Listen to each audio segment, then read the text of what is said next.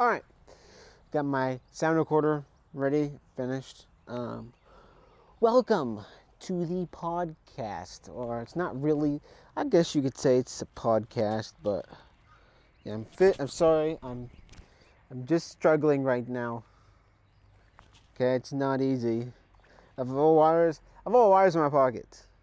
I'm using a hand recorder, as you can see, so if you see me moving around anything, or checking my pockets, don't be alarmed. I'm just checking out my sound recorder. So, as you can tell, my own mic, I have my microphone right here. Sorry about the noise. This is my garden.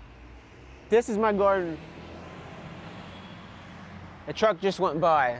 I don't know if you guys can't see that, but maybe you can see it over there.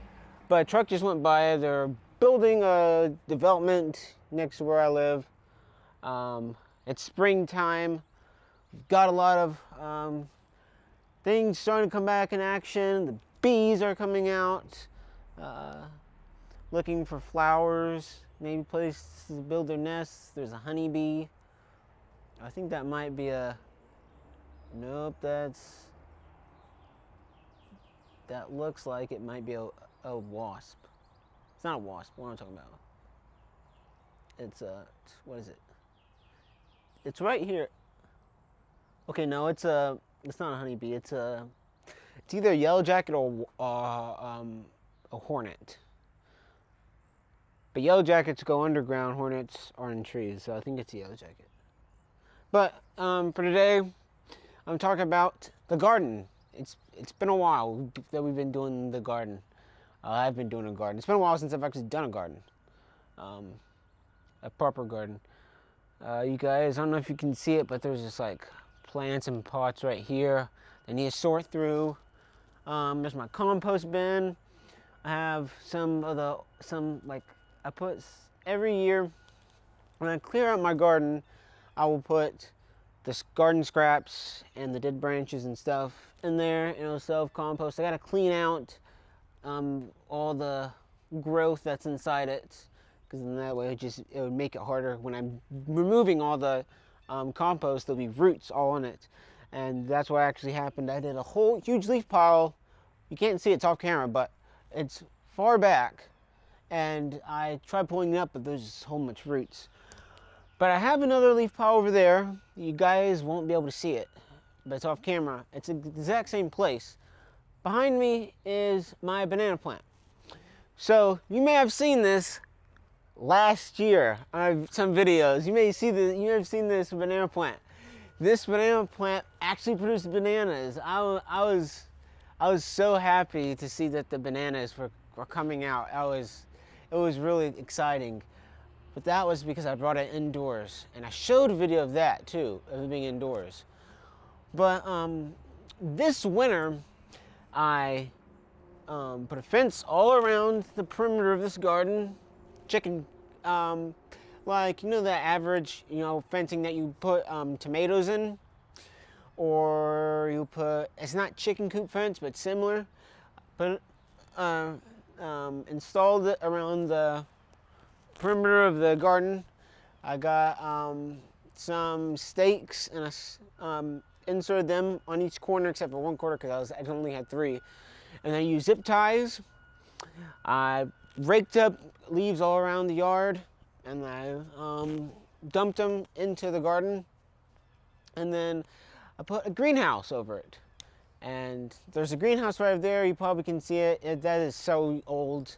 I have to clean it out. There's so much stuff in this garden because I've been spending so much time doing trains. If I haven't been at home, I've been going out on filming trains. So sorry about this garden, but I've been real busy. I've been neglecting this garden. About the quarantine. This quarantine thing, it's kind of making me want to get back to garden. I am really liking gardening a lot more now because I'm inside. I have college classes online, and there's a lot of stuff that I don't do anymore because I have to stay at home. And you just hear that's one of the frogs croaking in the little pond over there that I did. About that pond, there's so many stuff I've got to get to today. but that pond will be, for the last 2 years I was going to tell myself that I'm going to rebuild that, and it hasn't gone through. So I will be rebuilding that next winter because the frogs have already got out. I don't want to disturb the frogs. They're doing happy, and I just don't want to. They probably already laid their eggs. I don't know what time they lay their eggs, but you can hear them croaking. You guys might not be able to hear it, but he's croaking. And yeah, so I'm going to totally reconstruct the pond. I'm going to drain it out, and then I'm going to make it less shallow. There's a little wasp next to you guys. They'll make it less shallow. It's going to be a little bit bigger. And then I'm going to buy, because there's no filters. And there's no filters in that pond. Right now that pond is about as deep as 3 feet. So that pond is pretty deep for a small size. So I'm going to make it more shallow. And that way it'll heat up better for the frogs. And I'm going to include filtering plants. So there's different marsh plant that you can plant in your pond, or at least for frog pond, and they'll self-filter and they'll add oxygen through the roots, and it's really nice. There's a lot of, I'm looking at this little frog, and there's all over the yard there's little birds just hopping around on the grass. I guess they're looking for worms. But yeah, I don't know what type of birds they are, but they're real little. And yeah, you can hear them chirping. Leaves are coming out. Yeah, there's so much stuff I have to get to today. It's been a while. There's flowers everywhere. There's pollen out. My blueberry bush is already started. It's already started blooming, which is really nice. I've already got some blueberries. Actually, most of the blueberry flowers have now fallen off, so they've all pretty much been pollinated. So now all the blueberries are now starting to actually come up. I had got a couple pictures on my camera. I'll show them on the screen right now. Now these are what the these are what the blueberry plants flowers look like. They're in big clusters. When I first got this blueberry plant, I had to wait 5 years until I actually got blueberries. I don't know why, but the first year I planted it, there was only one flower and there's one blueberry, and then I had to wait 5 years. So it's been a while, guys. Yeah, there goes the frogs. There's more flowers each year, it seems like. Last year, I almost got about two little bowls of blueberries. Now, when you think about it, that's not that much. But when you think about these blueberry farms, there are thousands and thousands of blueberry individual bushes on each farm. So when you add all those bowlfuls, that's a lot. Similar with coffee plants, those beans, the coffee beans, each plant will only produce about 1 pound. I believe that's either a year or its entire lifetime. I think it's each season it only produces like 1 pound. Correct me if I'm wrong. I forget what it is. But yeah, so you're not going to always, unless you're, really at it, you're not going to have, buckets and buckets of blueberries from one plant. I mean, unless it's a massive plant, in which this is not. It's taller than me now. It was about this tall when I first got it. And that was about 6-7 years ago. Or my 8-9 years ago. So that's enough with the banana plant. So those are the flowers. Right over here you can see the dead, shriveled up bananas in the flower from this tall banana plant. I'm going to insert a picture right now of what the flowers looked like in the fall of last year. Now, these flowers were amazing, and the bananas were so beautiful, as well as the blossom. The blossom was red.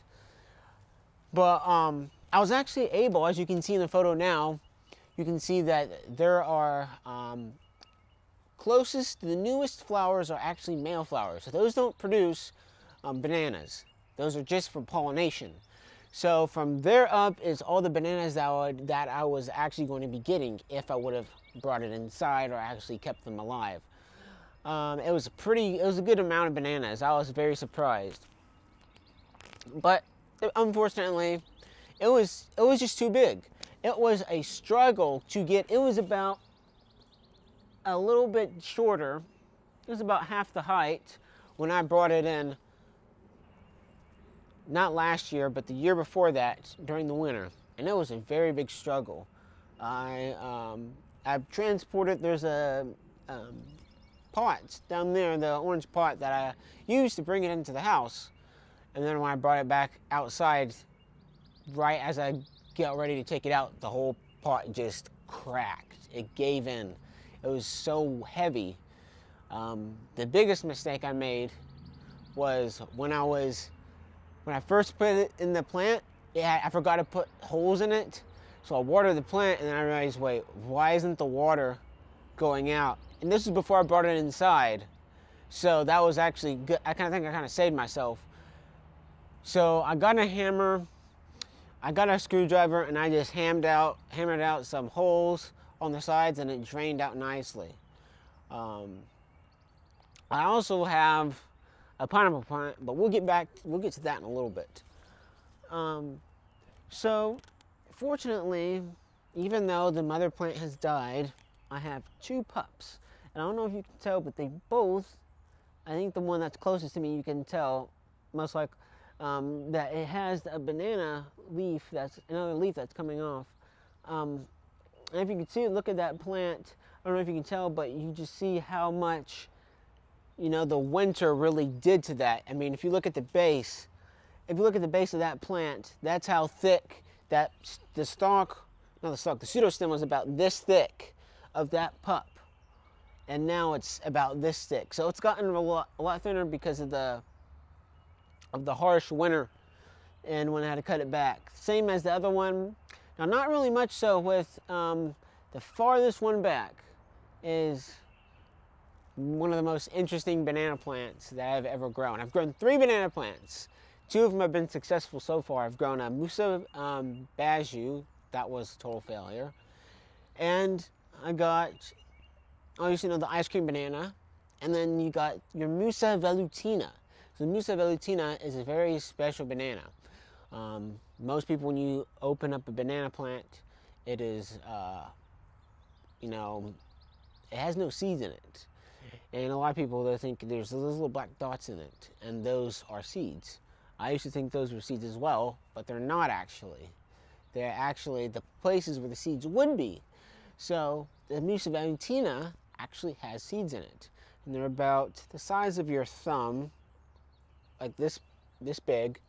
And I'll see if I can. I won't show a picture, but you can just imagine that they're about this big around, and they're black seeds, and they're really hard when you bite into them. If you're not careful, you can actually crack a tooth.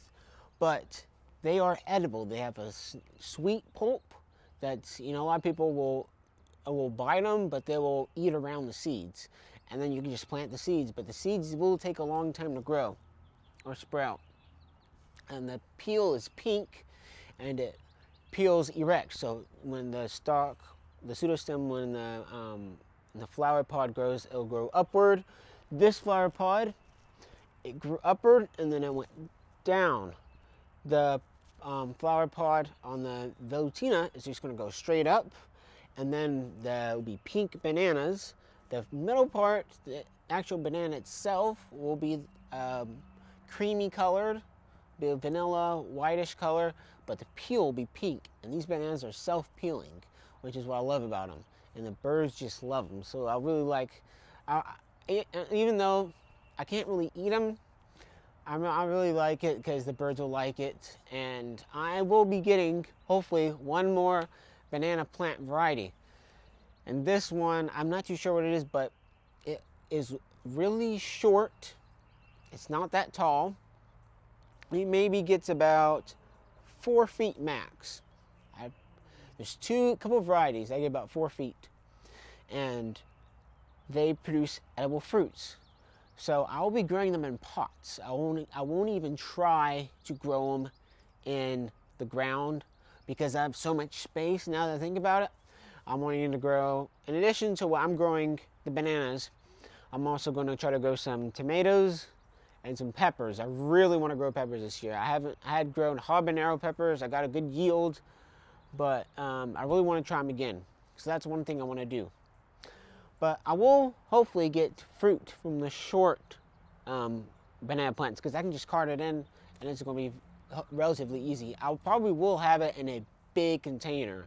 So that will be the hard thing. And I don't know, you guys can't see it, but there's a little bee that's pollinating the blueberries, which is so, I love bees. We don't have enough bees around here.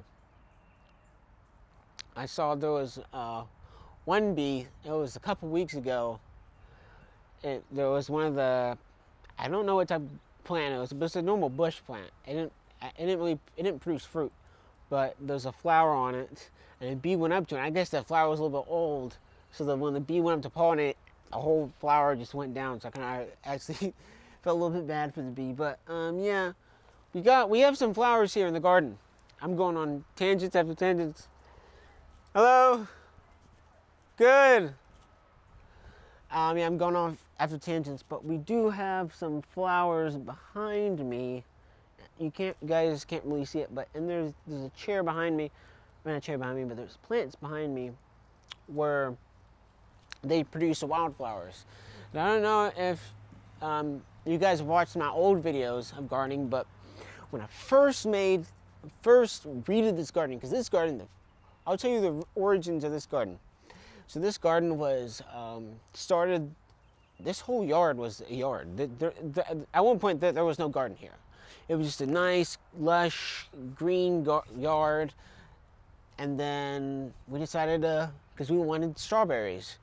So we got a couple bags of compost and topsoil. We mixed it in with the grass and then we planted strawberry plants.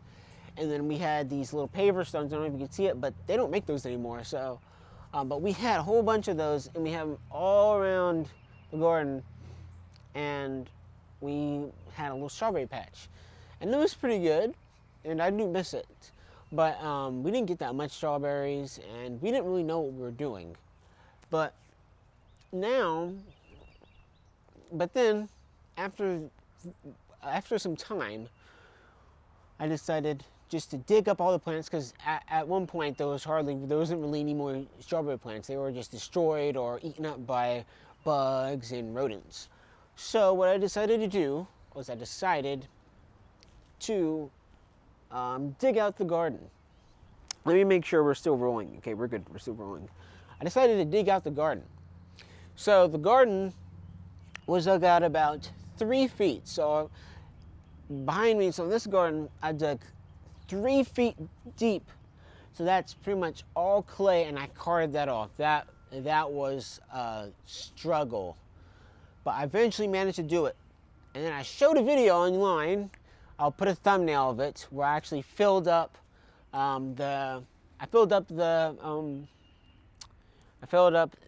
garden with compost, topsoil, cow manure, and I planted my first garden, and like proper garden. I planted tomatoes, I planted peppers, planted squash, and that was a very good year for me. I was so excited. That was when I was on it for gardening.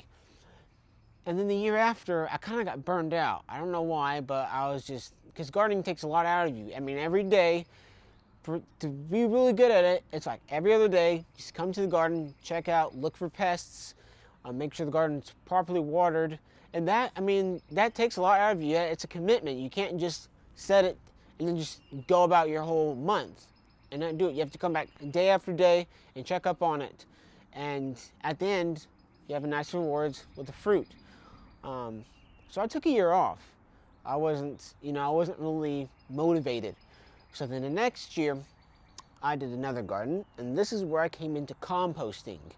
So I did a video about hacking. I'll show the thumbnail that hacking how to get a good compost, and I through like had a compost hack. So, and that's why I built this little structure right there, which is my compost bin. And then later on, and well, that same year, I had a lush garden. I showed that. And then afterwards, it's pretty much gone downhill when you think about it. Because I didn't really, I was just out of it again. But once I started gardening with these banana plants, I mean, that really just took so much space in my garden. You don't realize it. Like, if you plant other plants, like if you plant cantaloupe, or unless you have cantaloupe growing on a fence or vertical, or if you're planting pumpkins or watermelon, you pretty much dedicate your whole garden to that full growing season. Unless you have a massive garden. Because you have a small garden like me, it's not really going to work. So I have limited space. So what I'm now going to be doing is, there's another truck.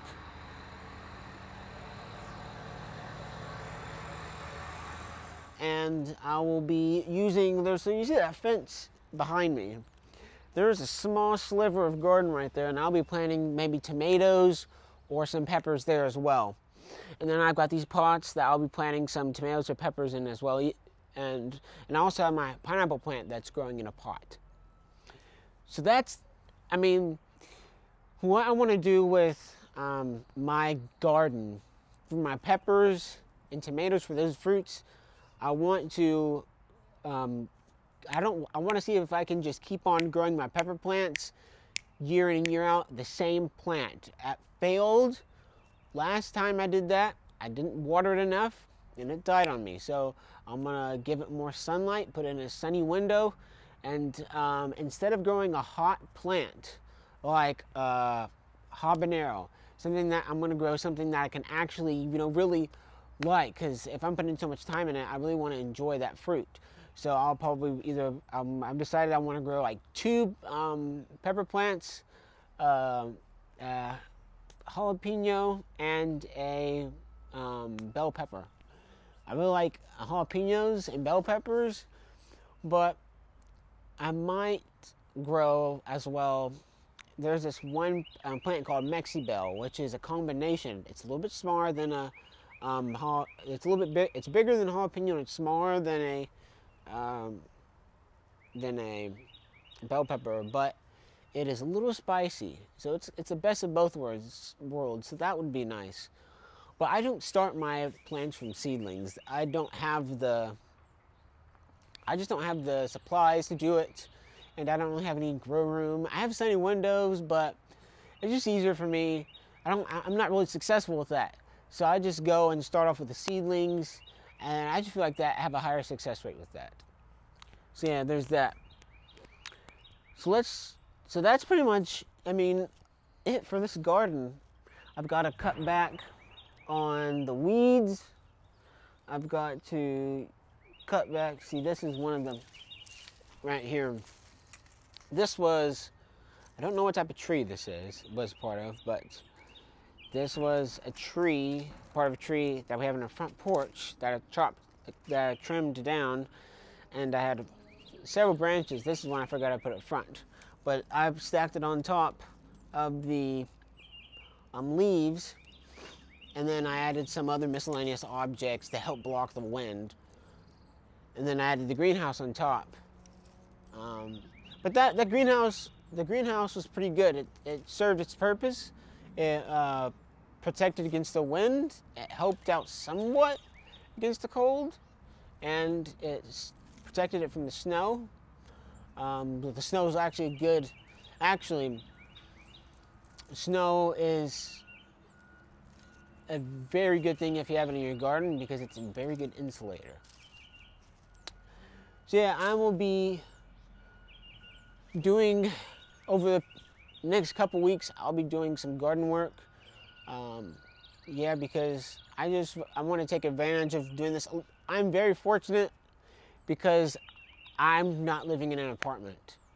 I don't know what I would do if I was living in an apartment. I would go crazy. I sorry for those who do have apartments. As long as you have something to keep you entertained, video games, train videos, puzzles, that's good. But this is kind of my escape from insanity. I like to, and I live in a neighborhood that's not really crowded. So I can still walk. I don't walk. There's another truck.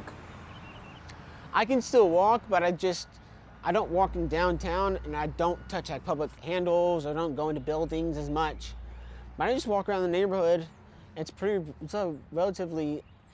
not really a busy neighborhood, except for now when they're building the development. But yeah, this is just what I'm really interested in doing right now. We got some more trucks and stuff. I don't know what I'm going to do with this side of the garden. There, right now, what you see in the main portion is mint. I got rid of, as you guys probably already know, I got rid of the mint plant. And you guys probably know that mint comes back.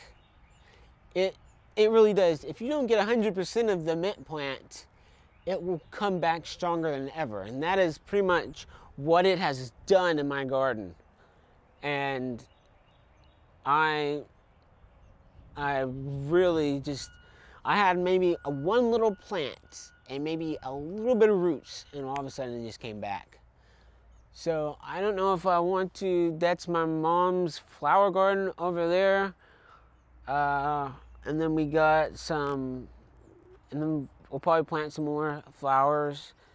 And yeah, that could be like, that could almost like a bee garden. I really want to get, see if I'm allowed to get some beehives, not like actual like honey beehives, but there's these little like mason bees, if I'm not mistaken, and they live in little beehives, and they're tubular hives, and apparently they're more productive than honeybees. So I'd love to get like a little stand and hang them, and then put them in the yard. I mean, put them next to the flowers and plant a lot of wildflowers. And that reminds me about the story of this flower right here. So right when I dug out and did my garden, when I dug out and actually got my garden to how I liked it, I decided that I really wanted to cover up these, I wanted to cut, at the time you can't see them because there's so much leaves, but they're buried under the leaves, but the little stones with flowers to make it look better. So I did that. Not all the flowers made it, except for this one plant, and it's really prolific, and it just gives out the most beautiful yellow flowers that I've seen in my garden. And it comes out early in the spring, and yeah, I'm gonna plant more flowers for the bees. I've got a lot of clover in the yard, which is, I'm very happy about that, because that's going to help the grass fill in a lot more, because clover is a wonderful thing. I've got it in several of my pots. I don't have it right now in my garden, not really, but it's very good because it fixes the nitrogen. They're nitrogen fixing plants, so they make more available nitrogen. Now, if you guys don't know what nitrogen does for your plants, it helps produce better foliage. So right when you start off your plants, you want to just focus on giving your plants nitrogen. And then once it comes on to the flowering, you want to give your plants, there's a bee that just went right by me. You want to give your plants bone meal, phosphorus, potassium, calcium. You also want to give your plants calcium as well. But about the calcium thing, make sure that you water your plants often according to the watering that they're required to have, and water them evenly. Don't water it like today and then wait 3 days and water it another day and then the next day again. Water it, if it needs to get a good amount of water, water every other day. And also check, some plants have a specific time of the day of which you need to water them. I prefer to water my garden around 2 a.m. I usually get up around 2 a.m. or I usually will, right before I go to bed, which is usually at 12 a.m., I'll come out and I'll just water the garden and have a sprinkler right at your feet, and it just waters this whole garden. The problem I had a couple years ago was I didn't have that. So I would have all these mosquitoes around me, and it'd be like I'm dancing around the garden. If you didn't know what I was doing, you'd just see me dancing around trying to avoid the mosquitoes. But now I can just go inside and then come back out 10 minutes later. The whole garden is soaked. The plants are dripping down, the banana plants are dripping down water, and everyone's happy. I don't like to water during the day because one of the biggest mistakes, unless you need to water your plant during the day, if that's the only time you can water during the day, water earliest as you can possibly do. Early in the morning, before your garden gets sun, make sure that your garden gets water early in the morning if that's the only possible time you can water your garden, because the water is most likely going to evaporate, and if you do not have mulch. And if you do have a lot of mulch, it's another truck.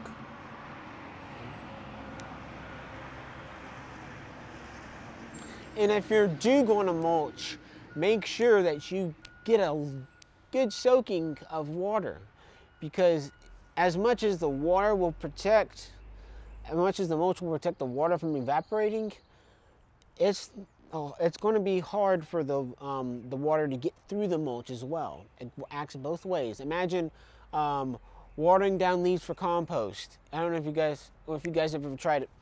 When you water leaves are so dry. You may be standing there, watering it for about 10 minutes. Turn over the leaves, and then there's more. It seems like there'll be more dry leaves than wet leaves. So make sure that you get a good soaking.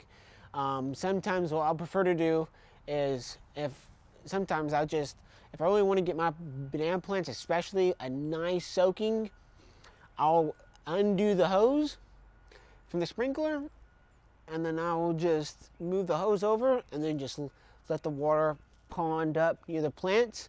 But here's another note. The banana plants do not sit in water for a long time. The water will pond up because I made it so that there's a little valley, and then there's a little decompression, and then it slowly goes down into the soil. That way, if I just have a normal mound, if I water it, the water will just skirt across the mound, and it won't go right next to the right in the soil next to the plant. But your plant's roots need to not be bogged down. During the hurricane, we had a hurricane a couple years ago. A big tree came down.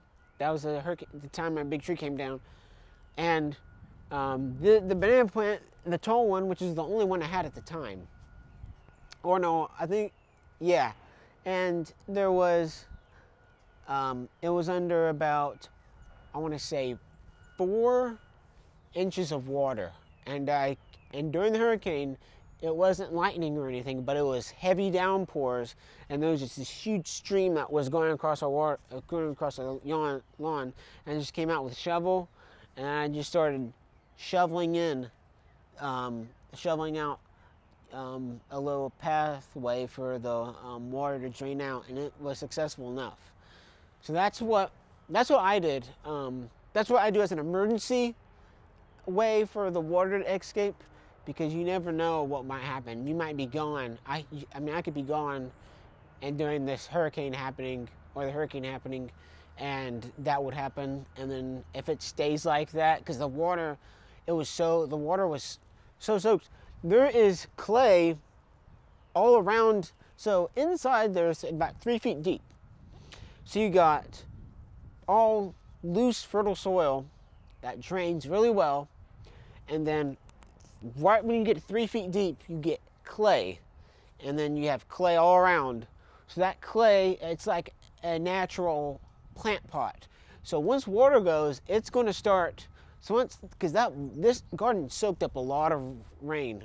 So once the rain comes into the garden, it's not going to continue going on down right when it hits the clay. It's all going to start collecting, and then it's slowly going to seep into the clay, but it's going to pool at the bottom. So it's very important to drain out whatever excess is on top. Because if this is just under water for maybe a couple days and I get back, the roots are going to start, you might not see it immediately, but the roots are going to start rotting, and then it's just going to be a disease-ridden plant. So just make sure, just be careful when you're watering your plants, I guess. Yeah, it's just really nice. One thing I plan to do is just get rid of all these leaves, except for the garden. I'm probably going to blow them all into the garden. I had a whole bunch of leaves here that I already mentioned today that I moved over. So the rest of the leaves here are just going to act as mulch. I don't know if you can see right over there, there's a little pile of leaves. I just decided to put those there, and then hopefully worms will come. They'll decompost those. So in the next year or so, that area, which has clay all under it, I don't want to dig under it because I don't want to do that anymore. So in a couple years, once those leaves are fully decomposted, there's another truck. Once those leaves are fully decomposted, I'll plant, or started to decompose and there's a lot of worms, I'll plant maybe tomatoes, peppers there, and that'll be another area of my garden that I can plant. But yeah, when I was cleaning out the whole garden of the leaves, I was seeing a lot of, there's two main things I was seeing. I was seeing a lot of worms, which is very good. I even saw some larvae worms. I guess they're larvae, yeah, they're also in larvae. And then I saw a lot of little tiny black ants. Now these guys are not the black ants that you normally see burrowing into the ground. No. These ants bite and they hurt. They probably hurt a little bit less or more than a red ant does. And these are, I guess you could say, carpenter ants. So these are little itty bitty tiny black ants, but they have a lot, they look real small, but they look like they have a lot of hair on them, or fur or whatever on them. But usually you find them in, like, cause I was burning some wood, and I went to the bar backyard, and I got this log. I know it was pretty much decomposted. I smacked it on the ground, broke in half, and this whole colony of ants just poured out. And then I quickly just scooped it all up into the fire. And then I just the wood into the fire, and then the ants that were on the ground just dispersed. But yeah, and I got that within the leaves. There was a lot of them, and I actually got bit by one of those during the hurricane when I was digging out the garden for the emergency water flow. Yeah, you can hear there's a little frog croaking again. So yeah, we're going about 38 minutes. Yeah, it's a very beautiful day today. It really is. The trees are starting to flower, and the leaves are coming out, and it's nice and partly cloudy. Got to do a lot of weed cleaning. We have a fig tree. I'm going to actually try one of the figs this year. We actually have some nice figs on there. So one thing I also want to mention is that I want to become more organic. When I started out gardening a while back, I was always, especially when I had the big garden after I did my huge excavation, I used a lot of Miracle-Gro, and I don't really want to use synthetic fertilizers anymore. I just want to go natural. And so what I've decided, one of the main things I'm going to be doing is using potash. So potash is similar, it's basically just like potassium enriched wood ash. So So I have like a little recreational, it's like chimney. So I burned some wood on the patio, and then I will also, I'm working on getting biochar. Now I'll do a separate video on biochar, but the potash is great for doing, for getting minerals, including potassium, phosphorus, calcium into the banana plants, so when they're ready to start blooming, they can do so very well. Now potash, now there's a lot of birds playing around in the yard.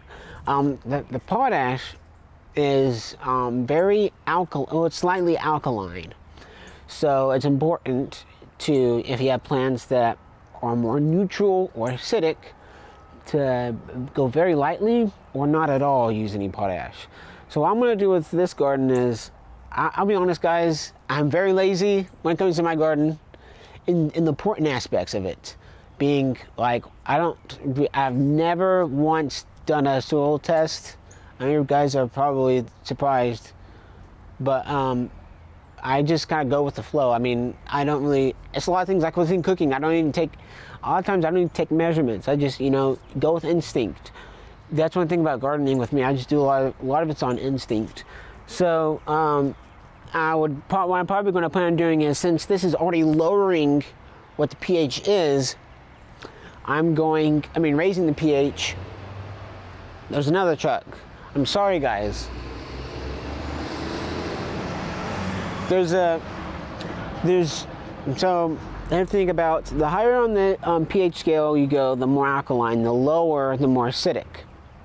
So, because the potash is making it more alkaline, I'm going to add some peat moss. Now, peat moss is, apparently it's not biodegradable, or no, it is biodegradable, but apparently it's not renewable. So I use very little, I'm gonna use a little bit of it. I use sphagnum peat moss for my blueberry plant. I haven't done it with the big plants, so that is just regular soil. And that's growing in clay soil, which is very alkaline. Another truck. It's going to be like this all day, guys. Trust me. This is what it's like every single day until they get that development done. But yeah, I'll be adding probably some garden scraps and a whole bunch of other organic materials to it in conjunction with biochar. I'll probably do a separate video of biochar, me explaining it. But for now, I think this is long enough, guys. Thank you for watching. If you have to take one thing away from this video, and it really doesn't have to do with anything of gardening at all, just find something that you like to do during these. This is a tough time. The quarantine is very important that you do that. But if you can, walk outside, but don't walk out and amongst a lot of people. Don't go to parks. That's very important. Do not go to parks, because that's not really good for the health and safety of others. But garden, cook, do puzzles, read a book, do whatever you can just to stay sane, because this is a hard time, guys. But yeah, stay safe, and I'll see you next time. Bye. It's very beautiful today.